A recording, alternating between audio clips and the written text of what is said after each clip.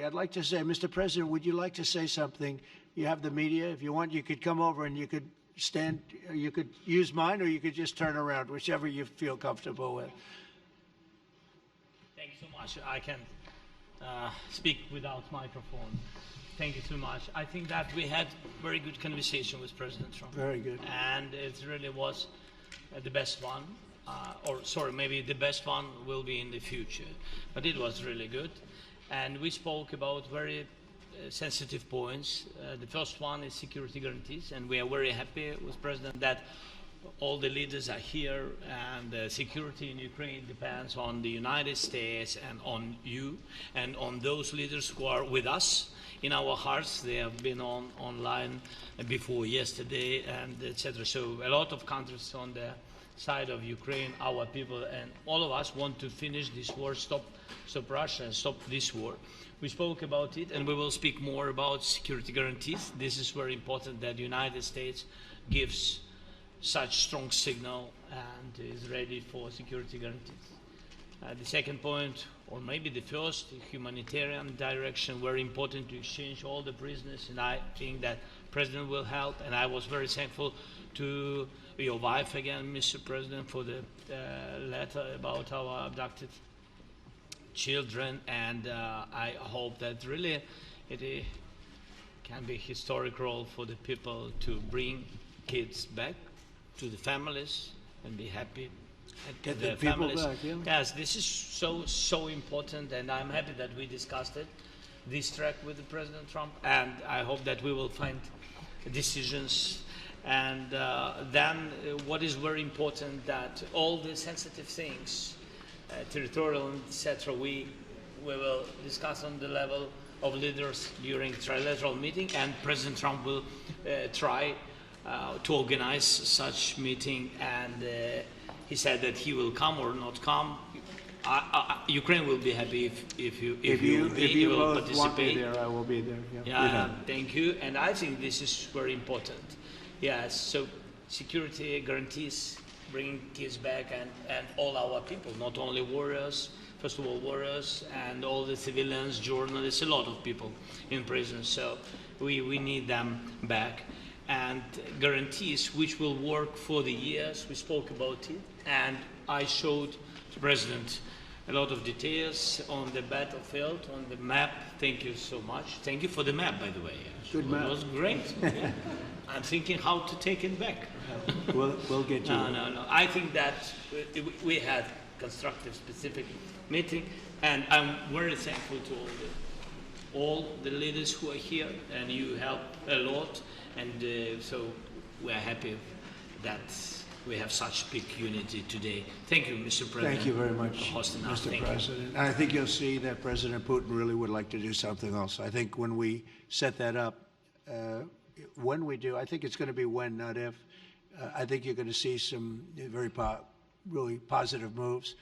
I know there's over 1,000 prisoners, and I know they're going to release them. Maybe they're going to release them very soon, like immediately, which I think is great.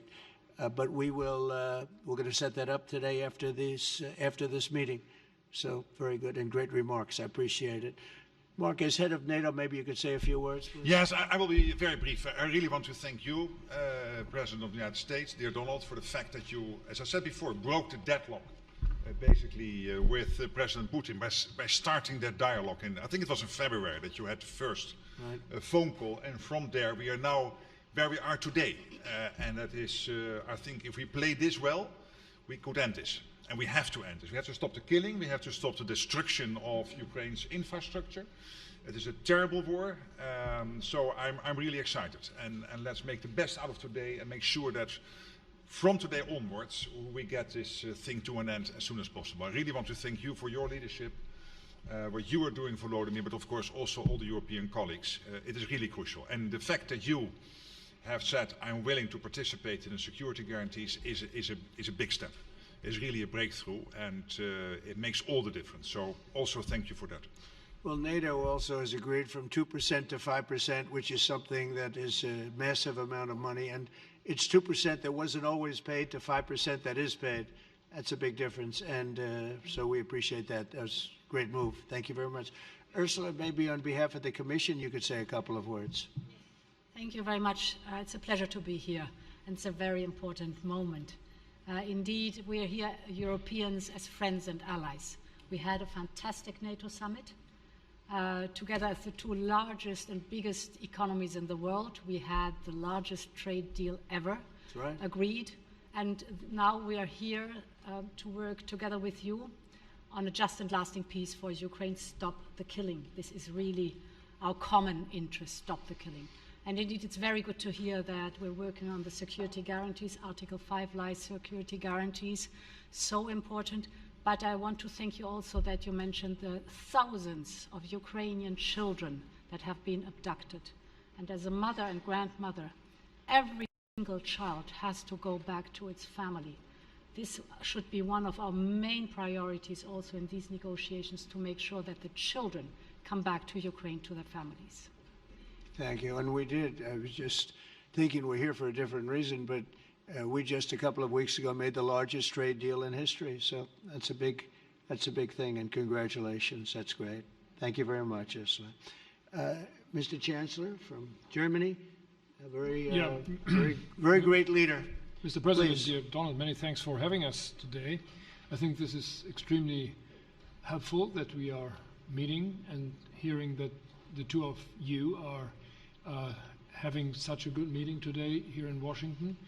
The next steps ahead are the more complicated ones now. The path is open. You opened it last Friday. But now the way is open for complicated negotiations. And to be honest, we all would like to see a ceasefire, the latest from the next meeting on. I can't imagine that the next meeting would take place without a ceasefire.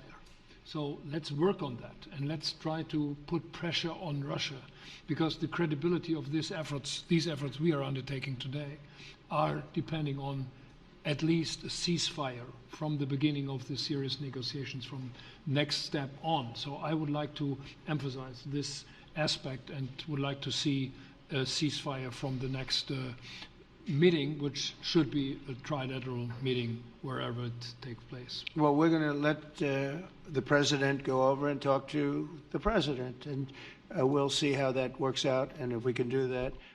I will say, and again I say it, in the 6 wars that I've settled, I haven't had a ceasefire. We just got into negotiations, and one of the wars was, as you know, in the Congo was 31 years long. Another one that we settled last week with 2 great countries was 35 years going on, and we had no ceasefire. So if we can do the ceasefire, great. And if we don't do a ceasefire, because many other points were given to us, many points were given to us, great points. Please, Georgia, go ahead. Well, thank you very much, Donald, Mr. President, for hosting us today in this important meeting. And I think it is an important day, a new phase, after 3 years and a half that we didn't see any kind of sign from the Russian side that there was a willing for dialogue. So something is changing, something has changed, thanks to you.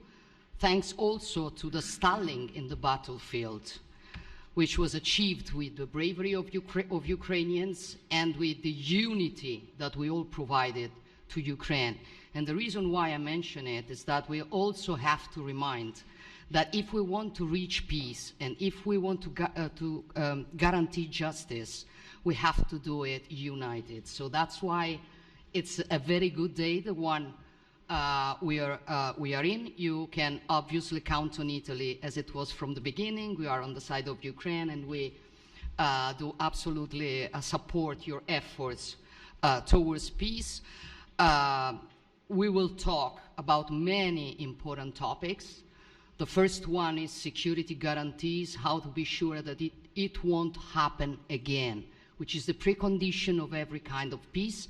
I'm happy that we will discuss about that. I'm happy that we will begin from a proposal, which is the, let's say, Article 5 model, which was Italian at the beginning. So we are always ready to bring our proposals for peace, for dialogue. It's something we have to build together to guarantee peace and to defend the security of our nation. So thank you, Mr. President, for hosting us. Thank you very much. Emmanuel? Thank you, Mr. President, for organizing this meeting and for your commitment. And everything was said, but I just have to say here, everybody around this table is in favor of peace. And we work very hard, and we've worked very hard during the past few years to have a peace which is a robust and long-standing peace. This is why the idea of a trilateral meeting is very important, because this is the only way to fix it. And by the way, I think as a follow-up, we would need probably a quadrilateral meeting, because when we speak about security guarantees, we speak about the whole security of the European continent. And this is why we are all united here with Ukraine on this matter. In order to organize such a trilateral meeting, your idea to ask for a truce or ceasefire, at least to stop the killings, as we discussed, is a necessity. And we all support this idea. And in order to have such a long-standing peace for Ukraine and for the whole continent, we do need these security guarantees. And the first one is clearly a credible Ukrainian army for the years and decades to come. And the second one is our own commitment, all of us. And we worked very hard during the past few months among the coalition of the willings, with the support of NATO, to build the different pillars of security guarantees and our commitments. And you can be sure that the Europeans are very lucid about the fact that they have their fair share in these security guarantees for Ukraine, but their own security is clearly at stake in this situation. So you can count on us, as we can count on you, in order to deliver this robust peace for both Ukraine and Europe. Thank you very much, Emmanuel. Mr. Prime Minister? Thank you very much, Mr. President, and thank you for hosting us here. Can I start where Emmanuel started, which is we all want peace. The war in Ukraine has had a huge impact, particularly on the Ukrainians who've borne the brunt of it, but it's also had an impact on Europe and on the United Kingdom. There's not a family or community that hasn't been affected. And when we talk about security, we're talking about the security not just of Ukraine, we're talking about the security of Europe and the United Kingdom as well, which is why I think this is such an important meeting. As a group, I think we've had a discussion on the phone a number of times, Mr. President, but be able now to be around the table to take it forward. And I really feel that we can, I think, with the right approach this afternoon, make real progress, particularly on the security guarantees.